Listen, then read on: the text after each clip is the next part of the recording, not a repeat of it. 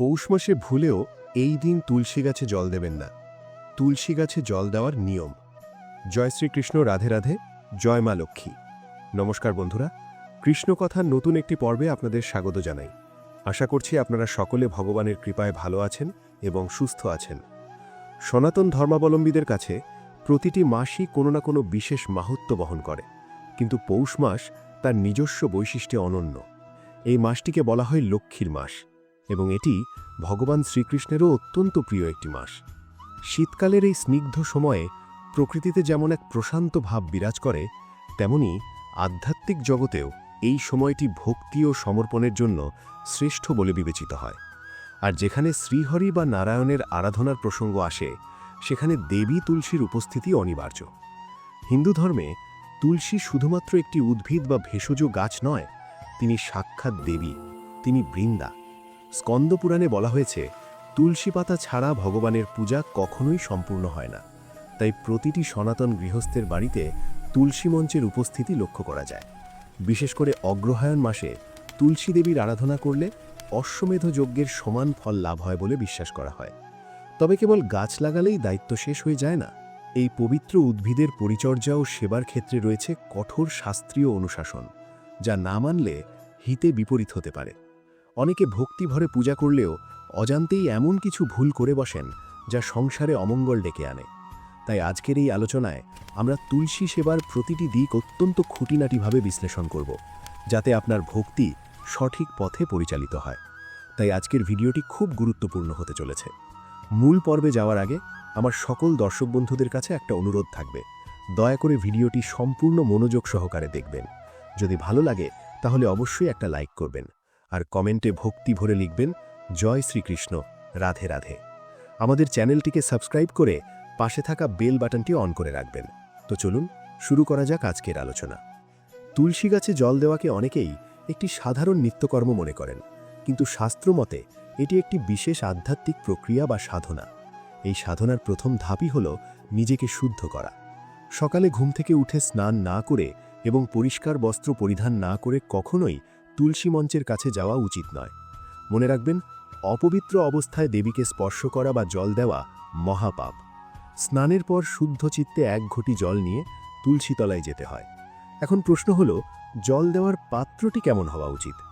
আধুনিকতার ছোঁয়ায় আমরা অনেকেই প্লাস্টিক বা স্টিলের পাত্র ব্যবহার করি, যা শাস্ত্রমতে একদমই অনুচিত। তুলসী দেবীকে জল অর্পণের জন্য তামা বা পিতলের পাত্র ব্যবহার করাই বিধেয়। তামা হলো একটি পবিত্র ধাতু, যা জলকে প্রাকৃতিকভাবে শোধন করে এবং এর মধ্যে থাকা নেতিবাচক শক্তিকে বিনাশ করে। তামার ঘটিতে জল নিয়ে তাতে সামান্য চন্দন বা ফুল মিশিয়ে দেওয়া আরও শুভ। জল দেওয়ার সময় আপনার মুখ সর্বদা পূর্ব বা উত্তর দিকে থাকা বাঞ্ছনীয়। পূর্ব দিক হল সূর্যোদয়ের দিক এবং উত্তর দিক হল দেবতাদের স্থান। কিন্তু কখনোই দক্ষিণ দিকে মুখ করে জল দেবেন না, কারণ দক্ষিণ দিকটি যমরাজের দিক হিসেবে পরিচিত এবং এই দিকে মুখ করে কোনো শুভ কাজ করা উচিত নয়। জল ঢাললেই যে দায়িত্ব শেষ হয়ে যায় তা কিন্তু নয়। জল দেওয়ার সময় এবং পদ্ধতিটিও অত্যন্ত গুরুত্বপূর্ণ। জল দেওয়ার শ্রেষ্ঠ সময় হল ব্রহ্ম মুহূর্ত বা সূর্যোদয়ের ঠিক পর মুহূর্তটি। যখন ভোরের প্রথম আলো পৃথিবীতে পড়ে, সেই সময় তুলসী গাছে জল দিলে এবং সূর্যদেবকে প্রণাম করলে দ্বিগুণ পুণ্য লাভ হয়। জল ঢালার সময় খুব তাড়াহুড়ো করা উচিত নয়। অত্যন্ত ধীর গতিতে শ্রদ্ধার সঙ্গে গাছের গোড়ায় জল ঢালতে হবে, যাতে মাটি ধীরে ধীরে ভিজে যায় এবং জল সরাসরি শিকড়ে পৌঁছতে পারে। গাছের গোড়া থেকে মাটি ধুয়ে বেরিয়ে যায় এমনভাবে জল ঢালা উচিত নয়। জল ঢালার সময় মনে মনে বা উচ্চস্বরে তুলসী দেবীর মন্ত্র উচ্চারণ করা আবশ্যক। ওম তুলসী দেব্যয় নমঃ বা তুলসী গায়ত্রী মন্ত্র পাঠ করতে করতে জল অর্পণ করলে সেই জলের পবিত্রতা বৃদ্ধি পায় এবং তা দেবীর চরণে পৌঁছায়। জল দেওয়ার পর অন্তত 3 বার বা 7 বার তুলসী মঞ্চ প্রদক্ষিণ করা উচিত। প্রদক্ষিণের সময় নিজের ইষ্ট দেবতার নাম জপ করা বা তুলসী দেবীর স্তব পাঠ করা অত্যন্ত মঙ্গলজনক। যদি স্থানের অভাবে প্রদক্ষিণ করা সম্ভব না হয়, তাহলে নিজের জায়গায় দাঁড়িয়েই ঘড়ির কাঁটার দিকে 3 বার ঘুরে নেওয়া যেতে পারে। এবার আমরা আসব আলোচনার সবথেকে গুরুত্বপূর্ণ ও স্পর্শকাতর অংশে, যা হল জলদানের নিষেধাজ্ঞা। অগ্রহায়ণ মাসে ভক্তরা অতি উৎসাহে প্রতিদিন তুলসী গাছে জল দেন, কিন্তু এখানেই ঘটে যায় বিপত্তি। শাস্ত্র এবং পুরাণ অনুযায়ী এমন কিছু বিশেষ দিন ও তিথি রয়েছে, যে দিনগুলিতে তুলসী গাছে জল দেওয়া বা স্পর্শ করা কঠোরভাবে নিষিদ্ধ। এই নিয়মটি না জানলে আপনার সমস্ত ভক্তি নিষ্ফল হতে পারে এবং সংসারে অমঙ্গল ছায়া ফেলতে পারে। তাই আজকের এই আলোচনায় আমরা তুলসী সেবার প্রতিটি দিক অত্যন্ত খুঁটিনাটিভাবে বিশ্লেষণ করব, যাতে আপনার ভক্তি সঠিক পথে পরিচালিত হয়। রবিবার হলো সেই বিশেষ দিন যেদিন তুলসী গাছে জল দেওয়া বারণ। পৌরাণিক বিশ্বাস অনুযায়ী রবিবার দিনটিতে তুলসী দেবী ভগবান বিষ্ণুর সেবায় মগ্ন থাকেন, অথবা তিনি বিশ্রাম গ্রহণ করেন। এই দিনে জল দিলে বা তাকে স্পর্শ করলে তার বিশ্রামে বা সেবায় ব্যাঘাত ঘটে, যার ফলে তিনি রুষ্ট হন। তাই পৌষ মাস সহ বছরের প্রতিটি রবিবারে তুলসী গাছে জল দেওয়া থেকে বিরত থাকা উচিত। এই দিনে দূর থেকে ধূপ ও দীপ দেখিয়ে প্রণাম করাই যথেষ্ট। রবিবারের পাশাপাশি আরেকটি অত্যন্ত গুরুত্বপূর্ণ তিথি হল একাদশী। সনাতন ধর্মে একাদশীর গুরুত্ব অপরিসীম এবং এই তিথিটি ভগবান বিষ্ণুর অত্যন্ত প্রিয়। বিশ্বাস করা হয় একাদশীর দিন তুলসী দেবী ভগবান নারায়ণের মঙ্গলের জন্য এবং বিশ্ব চরাচরের কল্যাণের জন্য নির্জলা উপবাস পালন করেন। একজন উপবাসীকে যেমন জল বা খাদ্য গ্রহণ করানো উচিত নয়, ঠিক তেমনি একাদশীর দিন তুলসী গাছের গোড়ায় জল দেওয়া মানে দেবীর ব্রত ভঙ্গ করা। এটি একটি গুরুতর অপরাধ হিসেবে গণ্য হয়। আপনি যদি একাদশীর দিন গাছে জল দেন, তাহলে দেবী তুলসীর কষ্ট হয় এবং আপনার পুণ্য ক্ষয় হয়। তাই অগ্রহায়ণ মাসের শুক্ল ও কৃষ্ণ উভয় পক্ষের একাদশীতেই জল দেওয়া সম্পূর্ণ বন্ধ রাখতে হবে। এমনকি দ্বাদশীর দিন সকালেও যতক্ষণ না পারণ সম্পন্ন হচ্ছে ততক্ষণ সতর্কতা অবলম্বন করা উচিত।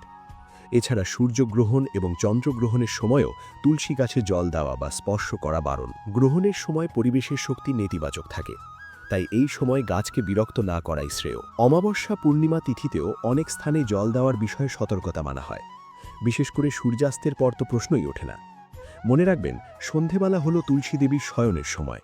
সন্ধ্যের পর গাছে জল দেওয়া মানে ঘুমন্ত দেবীকে বিরক্ত করা।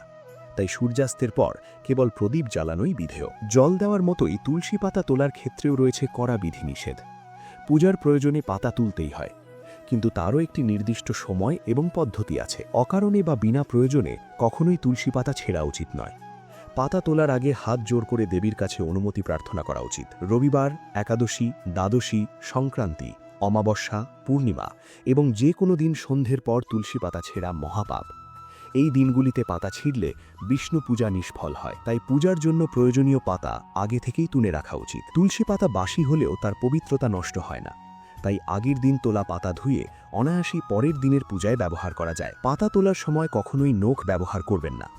আঙুলের ডগা দিয়ে আলতো করে পাতা ও মঞ্জুরি সংগ্রহ করতে হবে, যাতে গাছের ডালে কোনো আঘাত না লাগে বা গাছ বেশি ঝাঁকুনি না খায়। তুলসী দেবী অত্যন্ত সংবেদনশীল, তাই তাকে কষ্ট দেওয়া থেকে বিরত থাকতে হবে। অনেক সময় দেখা যায় মানুষ স্নান না করেই অপরিষ্কার হাতে পাতা তোলে। এটি ঘোরতর অন্যায়। সর্বদা স্নান সেরে শুদ্ধ বস্ত্রে তবেই পাতা সংগ্রহ করতে হবে। তুলসী গাছ কেবল একটি ভক্তির বস্তু নয়, এটি বাস্তুশাস্ত্রের সঙ্গেও গভীরভাবে জড়িত। একটি বাড়িতে তুলসী গাছ কোথায় বসানো আছে তার উপর নির্ভর করে সেই বাড়ির সুখ শান্তি। বাস্তুশাস্ত্র মতে তুলসী গাছ সর্বদা বাড়ির উত্তর পূর্ব বা পূর্ব দিকে রাখা উচিত। এই দিকগুলোকে বলা হয় ঈশান কোণ বা দেবতাদের দিক। এই দিকে তুলসী মঞ্চ থাকলে বাড়ি থেকে নেতিবাচক শক্তি দূর হয় এবং ইতিবাচক শক্তির প্রবাহ বজায় থাকে। ভুলেও কখনো বাড়ির দক্ষিণ দিকে তুলসী গাছ রাখবেন না। দক্ষিণ দিক হলো যম ও পিতৃপুরুষের দিক।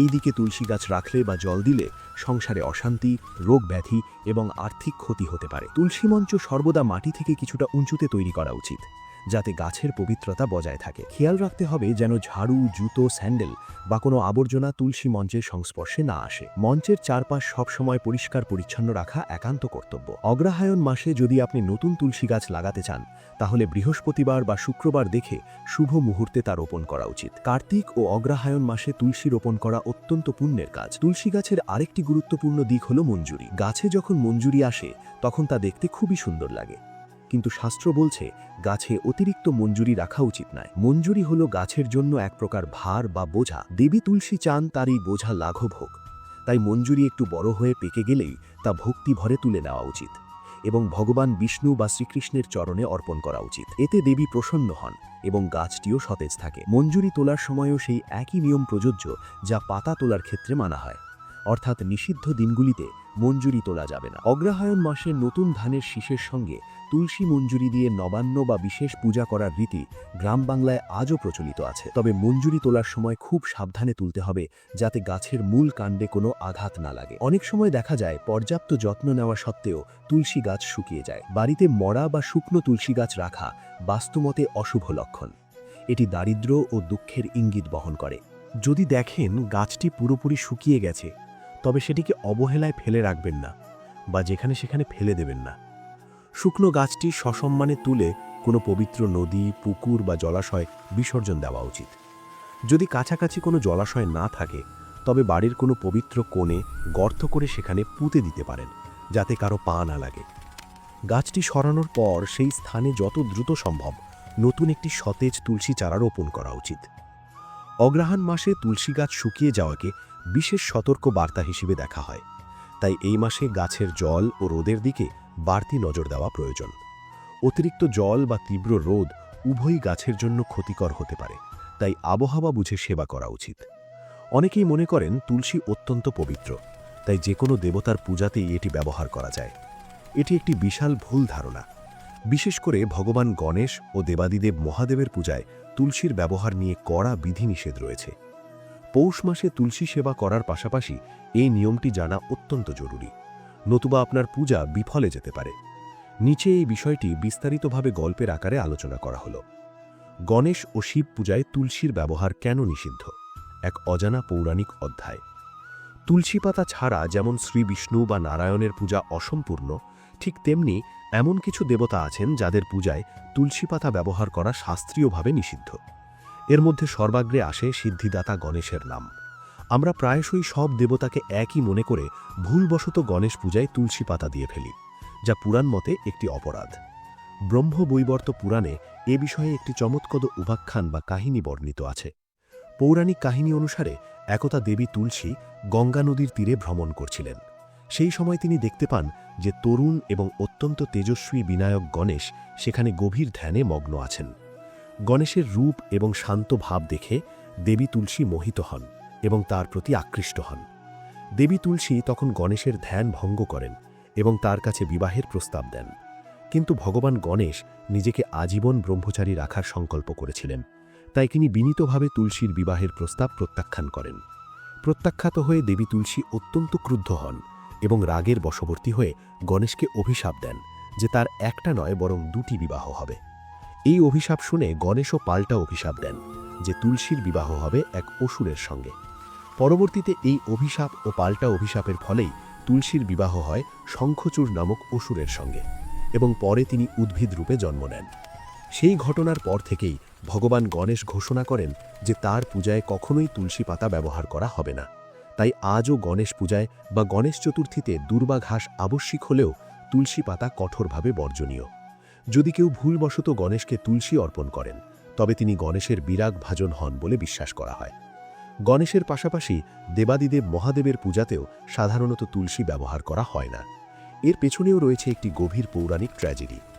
তুলসী দেবী তার পূর্বজন্মে ছিলেন পতিব্রতা নারী বৃন্দা, যার স্বামী ছিলেন পরাক্রমশালী অসুররাজ জলধর, মতান্তরে শঙ্খচূড়। জলধর ছিলেন মহাদেবের অংশ থেকেই সৃষ্ট, কিন্তু তিনি দেবতাদের উপর অত্যাচার শুরু করেছিলেন। বৃন্দার সতীত্বের প্রভাবে জলধর ছিলেন অমর, তাকে যুদ্ধে হারানো ছিল অসম্ভব। অবশেষে দেবতাদের রক্ষার্থে ভগবান বিষ্ণু ছলনা করে বৃন্দার সতীত্ব ভঙ্গ করেন এবং সেই সুযোগে মহাদেব ত্রিশূল দিয়ে জলধরকে বধ করেন।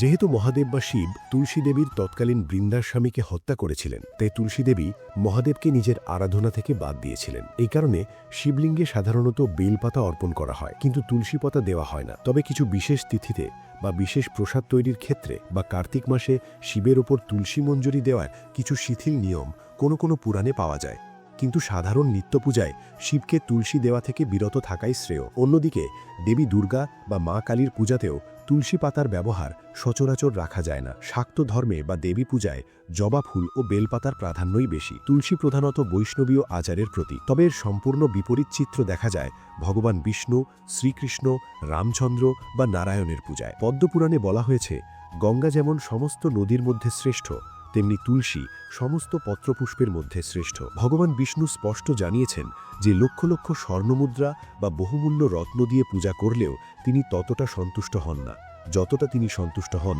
মাত্র 2টি তুলসী পাতা অর্পণ করলে। এমনকি ভোগ বা নৈবেদ্য নিবেদনের সময় যদি তাতে তুলসী পাতা না দেওয়া হয় তবে ভগবান সেই খাদ্য গ্রহণ করেন না। তাই অঘ্রাণ মাসে বিষ্ণু পূজায় অন্য কোনো ফুল না জুটলেও কেবল তুলসী ও জল দিয়েই পূজা সম্পন্ন করা যায়। সার সংক্ষেপ এবং উপদেশ। অতএব অঘ্রাণ মাসে বা সারা বছর তুলসী চয়ন ও ব্যবহারের সময় অত্যন্ত সতর্ক থাকতে হবে। মনে রাখবেন, পাতাটি তুলে সঠিক পাত্রে বা সঠিক দেবতার চরণে অর্পণ করা একান্ত কর্তব্য। নারায়ণের প্রসাদ বা চরণামৃতের জন্য পাতাটি ব্যবহার করুন। হনুমানজির পূজায় ব্যবহার করুন, কারণ তিনি রাম ভক্ত। কিন্তু ভুলেও গণেশ বা শিবলিঙ্গে এটি অর্পণ করবেন না। এই সূক্ষ্ম নিয়মগুলো মেনে চললেই আপনার ভক্তি পূর্ণতা পাবে এবং তুলসী সেবার প্রকৃত ফল লাভ করবেন। সন্ধেবেলার সেবা সকালবেলার জলদানের মতোই সমান গুরুত্বপূর্ণ। সারাদিন পর যখন সূর্য অস্ত যায় তখন শুরু হয় সন্ধ্যাকালীন আরতি, মিউজিক ও দীপদানের সময়। অঘ্রাণ মাসের প্রতি সন্ধ্যায় তুলসী তলায় দীপ জ্বালালে সেই গৃহের লক্ষ্মীর স্থায়িত্ব বাড়ে। এই দীপটি মাটির হওয়াই বাঞ্ছনীয় এবং এতে জ্বালানির হিসাবে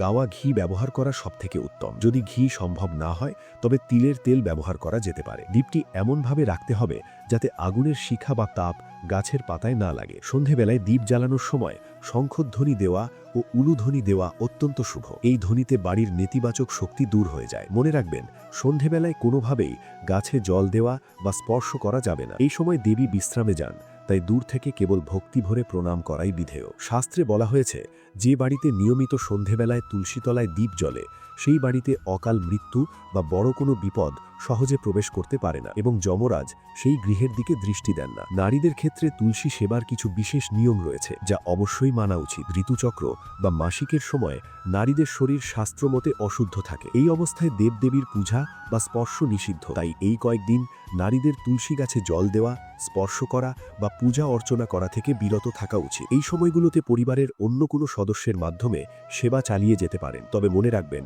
দূর থেকে দেবীকে দর্শন ও প্রণাম করায় কোনো বাধা নেই। কেবল কায়িক স্পর্শ এবং নৈবেদ্য অর্পণ এড়িয়ে চলতে হবে। এটি কোনো কুসংস্কার নয়, বরং শরীরের শক্তি এবং পবিত্রতার একটি বিশেষ পর্যায় যা সম্মান করা উচিত। আবার পুরুষদের ক্ষেত্রেও নিয়ম হল, বাড়ির বাইরে কাজে বেরোনোর আগে তুলসী দেবীকে প্রণাম করে এবং সামান্য মাটি কপালে তিলক হিসাবে ধারণ করে বেরোলে যাত্রাপথ শুভ হয় এবং কাজে সফলতা আসে। ধর্মীয় কারণের বাইরেও তুলসী গাছের বৈজ্ঞানিক গুরুত্ব অপরিসীম। এই গাছ পরিবেশ থেকে প্রচুর পরিমাণে কার্বন ডাই অক্সাইড শোষণ করে এবং বিশুদ্ধ অক্সিজেন ত্যাগ করে। অগ্রহায়ণ মাসে ঋতু পরিবর্তনের কারণে সর্দি, কাশি ও জ্বরের প্রকোপ বাড়ে। এই সময় তুলসী পাতা একটি মহা ঔষধ হিসাবে কাজ করে। তবে মনে রাখবেন, তুলসী পাতা কখনোই দাঁত দিয়ে চিবিয়ে খাওয়া উচিত নয়। এর বৈজ্ঞানিক কারণ হল, তুলসী পাতায় পারদ বা মার্কারি থাকে যা দাঁতের এনামেলের ক্ষতি করতে পারে। তাই পাতাটি জল দিয়ে গিলে খাওয়া উচিত। এছাড়াও তুলসী গাছের গন্ধে মশা ও বিষাক্ত পোকামাকড় দূরে থাকে, যা প্রাকৃতিকভাবে আপনার ঘরকে জীবাণুমুক্ত রাখে। শাস্ত্রীয় ভক্তি এবং বৈজ্ঞানিক উপকারিতা উভয় দিক থেকেই তুলসী সেবার গুরুত্ব অনস্বীকার্য। পরিশেষে বলা যায়, অগ্রহায়ণ মাস আমাদের জন্য এক বিশেষ সুযোগ নিয়ে আসে ভক্তি ও শুদ্ধতর মাধ্যমে জীবনকে সাজিয়ে তোলার জন্য। তুলসী দেবী কেবল একটি গাছ নন, তিনি ভক্তি, মুক্তি এবং পবিত্রতার প্রতীক। তাই এই মাসে বা বছরের অন্য যে কোনো সময় তার সেবার ক্ষেত্রে আমাদের অত্যন্ত সতর্ক থাকা প্রয়োজন। বিশেষ করে রবিবারের বিশ্রাম এবং একাদশীর উপবাসের দিনগুলোতে তাকে বিরক্ত না করা, সঠিক পাত্র এবং সঠিক দিকে জল অর্পণ করা এবং অসুচি অবস্থায় তাকে স্পর্শ না করা, এই নিয়মগুলো মেনে চললে কেবল আমাদের ধর্মীয় কর্তব্যই পালিত হবে না, বরং আমাদের সংসারে নেমে আসবে অনাবিল শান্তি ও সমৃদ্ধি। আসুন আমরা সকলে সংকল্প করি যে শাস্ত্রীয় বিধি মেনে শুদ্ধ চিত্তে তুলসী দেবীর সেবা করব এবং আমাদের অনাগত ভবিষ্যৎ প্রজন্মকেও এই পবিত্র সংস্কারে দীক্ষিত করব। সঠিক জ্ঞান এবং ভক্তির সমন্বয়ে আমাদের জীবন হয়ে উঠুক মঙ্গলময়। প্রিয় বন্ধুরা, ভিডিওটি দেখে যদি ভালো লেগে থাকে এবং উপকৃত হয়ে থাকেন তাহলে অবশ্যই একটি লাইক করবেন। এতে আমরা নতুন ভিডিও বানানোর জন্য অনুপ্রেরণা পাই। আর কমেন্টে শ্রদ্ধা ও ভক্তি ভরে একবার অবশ্যই লিখবেন, জয় শ্রীকৃষ্ণ, রাধে রাধে। এইরকম তথ্যমূলক ভিডিও নিয়মিত পেতে আমাদের চ্যানেলটিকে সাবস্ক্রাইব করে পাশে থাকা বেল বাটনটি অন করে রাখবেন, যাতে এই রকম তথ্যমূলক গুরুত্বপূর্ণ ভিডিও আপনারা নিয়মিত দেখতে পারেন। সকলে ভালো থাকবেন, সুস্থ থাকবেন। আপনার উপর ঈশ্বরের কৃপা সদা বর্ষিত হোক। জয় শ্রীকৃষ্ণ, রাধে রাধে।